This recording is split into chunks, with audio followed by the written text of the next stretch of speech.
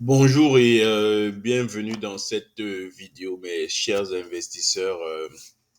Aujourd'hui, je vais essayer d'analyser avec vous la crypto-monnaie, plus précisément le Solana.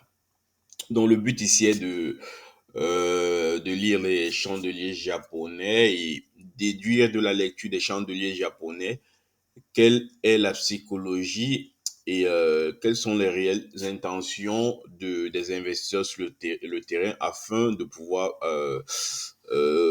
prédire avec une grande probabilité de réussite le mouvement à court et à moyen terme de cet actif. Donc, là, j'ai bien le Solana sur mon graphique sur ma plateforme TradingView. Je suis en daily, donc c'est-à-dire chaque chandelier japonais vaut une journée. Donc, je vais essayer de faire une analyse à nu. Déjà, je vais désactiver mes indicateurs pour avoir une très bonne visibilité. Donc, voilà, je cache les indicateurs. Donc, concrètement, qu'est-ce que j'observe là? Aujourd'hui, à l'instant T, donc on peut dire que l'actif il est à 145 dollars virgule 21 à l'instant T. Mais qu'est-ce qu'il va faire dans un futur proche? Quel est son mouvement probable dans un futur proche? Lorsque je regarde par le passé, j'observe que on a eu plusieurs rebonds ici, là, il a fait un plus bas, là, qui était exactement le 24 juin, la journée du 24 juin. Là, il a fait un plus bas la journée du 2 mai. Et comme on observe, on voit que nous sommes bien dans la même zone.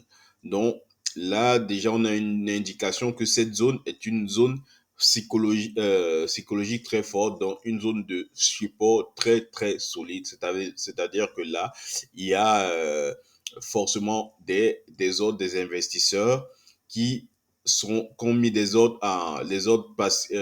passifs, des investisseurs passifs qui ont mis des ordres là d'achat.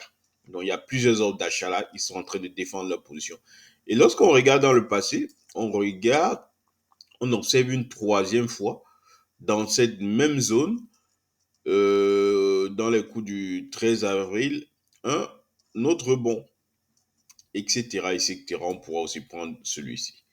Donc, rien que avec ce qu'on vient d'observer, on peut déduire que là, nous avons une zone très, très solide de support. Je vais la matérialiser par un rectangle. OK. Donc, elle a été matérialisée. Concrètement, ça veut dire quoi? Ça veut dire qu'il y a plusieurs investisseurs ici qui ont mis des ordres en attente d'achat. C'est pour cette raison que chaque fois que le prix arrive dans cette zone, on constate qu'il y a un rebond à la hausse, en fait. Donc, je vais essayer. Ouais, chaque fois que le prix arrive dans cette zone, on constate que voilà, le prix est repoussé à la hausse. On a plusieurs fois, ça arrive là, repoussé à la hausse. Et là, il s'est redirigé là, repoussé à la hausse. Donc, ça veut tout simplement dire zone de support. Et qui dit zone de support, ça veut dire que ici, il y a plusieurs ordres d'achat. Donc, la probabilité est de telle sorte que chaque fois que le prix va revenir ici, il y a de fortes chances qu'elle rebondisse. C'est juste une probabilité. C'est juste une probabilité.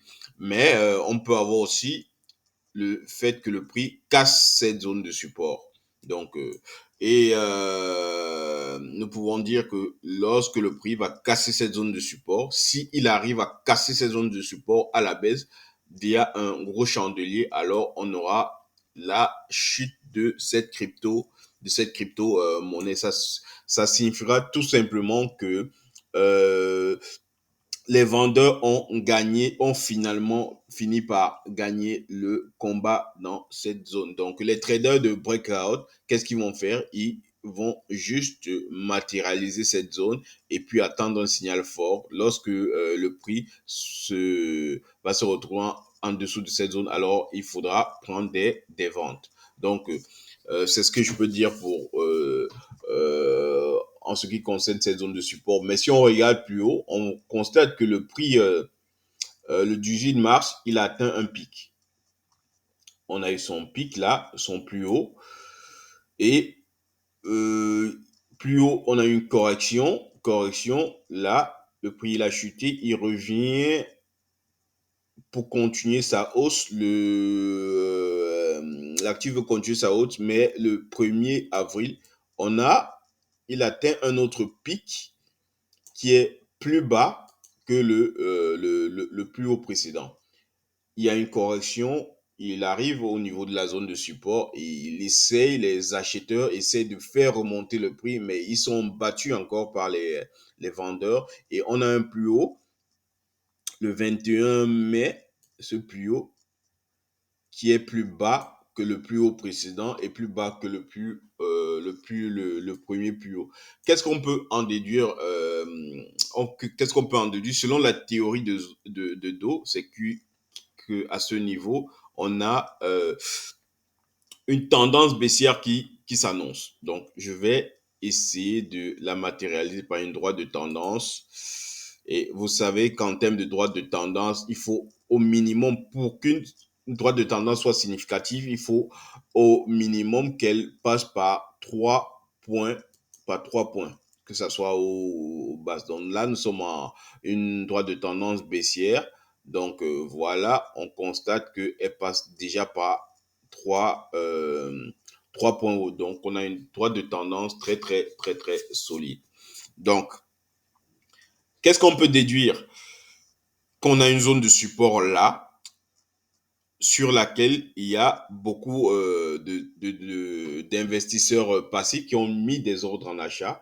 Et aussi ici, on a des vendeurs au niveau de cette zone plus haute qui, eux, ils tentent à prendre des ventes pour faire chuter l'actif. Donc, il y a un combat très serré pour l'instant entre les acheteurs et les vendeurs. Et en utilisant le support et la droite de tendance, qu'est-ce qu'on a? On déduit qu'on est dans une zone de consolidation. Donc, cette zone est tout simplement une zone. Je vais juste prendre. Donc, après cette analyse à nu, on définit que cette zone, l'actif est dans une zone de consolidation. Qui dit zone de consolidation, c'est-à-dire qu'il y a un combat entre les acheteurs et les vendeurs dont l'actif n'a pas encore pris une véritable direction, c'est-à-dire une direction haussière ou baissière. Donc, qu'est-ce qu'on va attendre pour prendre position pour ceux qui ne savent, qui n'ont pas de stratégie de trading dans des zones de consolidation ou des zones de range? Ils vont juste attendre soit la cassure à la hausse de cette droite de tendance qui ici se comporte comme une résistance oblique. Donc, si le prix passe par là, aussi avec des volumes, alors on peut dire qu'il y a de fortes chances que à court terme, on vient chercher cette zone. Cette zone. Et par contre, si le prix sort par là, alors on va chercher les plus bas. Donc, voilà en gros comment on peut interpréter cet actif. Et ben là, maintenant, je vais mettre mon indicateur Ishimoku 3D qui lui me donne des supports réels et visibles qui vont me dire où est-ce que le prix en réalité peut se diriger. Donc là, je vais essayer de rendre juste un peu plus clair mon graphique. Je vais supprimer cet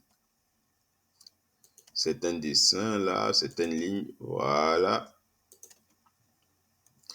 Pour mettre mon indicateur Ishimoku 3D afin d'avoir en plus clair les zones où l'actif peut se diriger.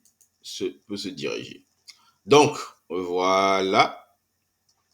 Lorsque je mets mon indicateur Ishimoku 3 dimensions, qu'est-ce que j'observe? On voit que là, depuis ce plus bas, et je vais aussi mettre des volumes, je m'excuse, pour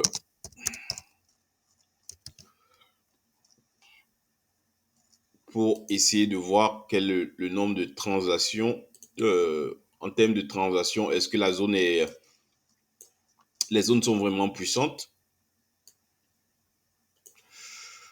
Voilà, j'essaie juste. Ok, on va essayer d'agrandir le graphique. J'essaie juste d'agrandir le graphique et de le ramener. D'accord, voilà. Ok. Non, je vais juste désactiver mon indicateur pour un instant afin d'intégrer les volumes en fait au niveau des plus bas pour voir en fait si la zone est vraiment pertinente aussi au niveau avec l'information des volumes.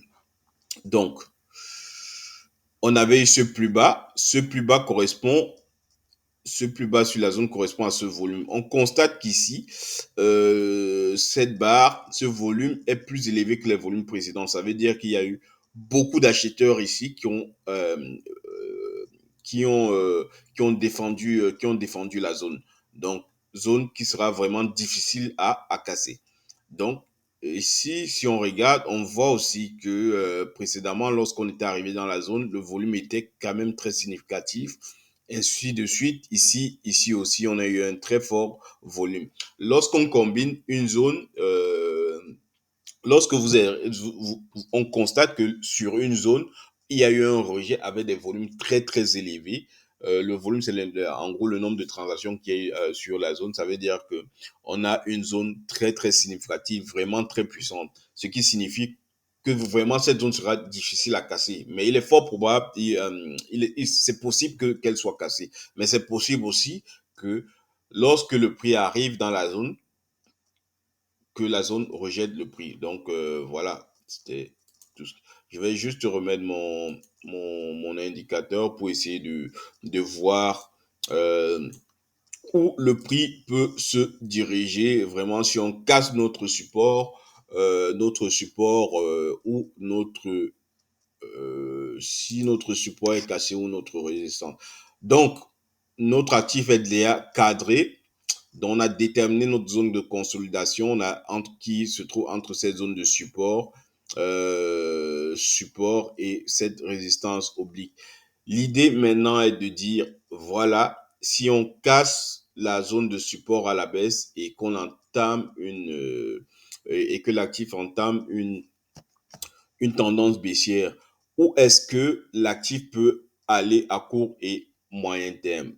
C'est la raison pour laquelle j'ai mis mon système Ishimoku 3D qui me montre les zones de support et de résistance. Donc, si l'actif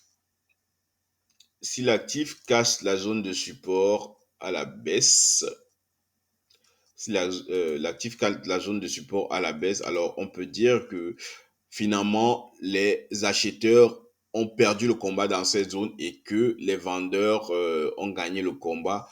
Donc, en conclusion, il y a une très, très forte probabilité qu'on ait une tendance baissière. baissière. Effectivement, si on a une tendance baissière, où est-ce que le prix pourra réagir?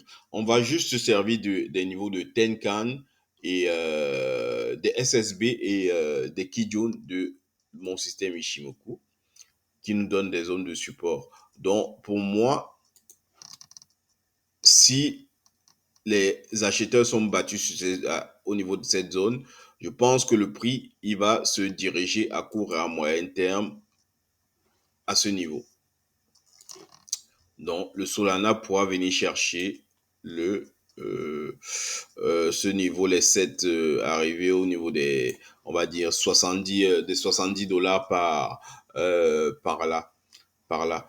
Par contre, si ça c'est à court terme, ça c'est on va dire à court terme et à moyen terme, à court et à moyen terme, s'il continue sa baisse, il pourra venir chercher ce niveau. Les 40, il pourra atteindre facilement les 40 dollars. Par contre, si on casse cette zone de résistance, il faut noter que les cassures doivent être accompagnées des volumes très importants. Donc, lorsque, que ce soit la zone de résistance ou la zone de support, si elles sont cassées, il faut que la cassure soit soutenue par des volumes très importants. Très importants. Donc, si on casse cette résistance à la hausse avec un volume très important, il y a de fortes chances que, généralement à 70% qu'on vienne tester la résistance, que le prix revienne au niveau de la résistance avant de repartir. Pourquoi? Parce que la résistance, vu qu'elle est cassée, deviendra support. Donc, 7 fois sur 10, ce qui se passe, c'est qu'on teste la résistance avant de partir. Et si c'est dans le cas, ça veut dire que où est-ce que le prix peut aller à moyen terme? À moyen terme, il y a une forte probabilité qu'on vienne chercher cette zone la plus haute, c'est-à-dire les 203, 203 dollars. Donc, les 203 dollars et arriver à ce niveau, au niveau des 203 dollars, il y aura une forte probabilité, deux scénarios, soit l'actif retourne, c'est-à-dire se retourne, soit l'actif se retourne et on entre dans une zone, un niveau de range, soit l'actif continue sa course. Donc, continue sa course à la hausse. Donc, pour moi, voilà les scénarios possibles. Donc, personnellement, l'actif est en zone de consolidation. Pour moi, il n'est pas question de toucher cet actif. Pour l'instant, il faut attendre des signaux très clairs, soit la cassure de cette résistance, de ce support, de ce support et commencer à chercher des signaux de vente, soit la cassure de cette résistance et dans un premier temps de cette résistance oblique et dans un premier temps venir chercher ce plus haut, c'est-à-dire les 203 dollars et attendre la réaction de l'actif à ce niveau. Si l'actif casse ce niveau avec un volume soutenu, alors aller chercher des signaux de la tendance haussière sera confirmée, donc aller chercher les plus hauts. Par contre, si on a un retournement de situation à ce niveau, venir chercher c'est plus bas. Donc voilà ce que j'ai à dire sur l'analyse de cet actif Solana. Pour l'instant, pas grand-chose à faire. Donc, les investisseurs sur le terrain ne sont pas encore vraiment décidés sur la direction qu'ils doivent donner à cet actif. Donc, pour ceux qui font du trading, il faut attendre des signaux très clairs. Mais par contre, la zone d'inconsolidation a été cadrée, donc il faut attendre des signaux très clairs de sortie de cette zone. Donc, si on a une sortie à la baisse avec un signal clair soutenu par des volumes, ok, ça sera le signal que la tendance baissière vient de commencer. Par contre, si on a une sortie à la hausse de cet actif au niveau de la résistance soutenu par des volumes, alors on aura un signal aussi très clair d'achat pour venir chercher à court terme des 203 dollars et à moyen terme les zones plus élevées. Sur ce, je vous laisse et je vous dis merci. N'oubliez pas de vous abonner et on se retrouvera pour d'autres opportunités. Merci.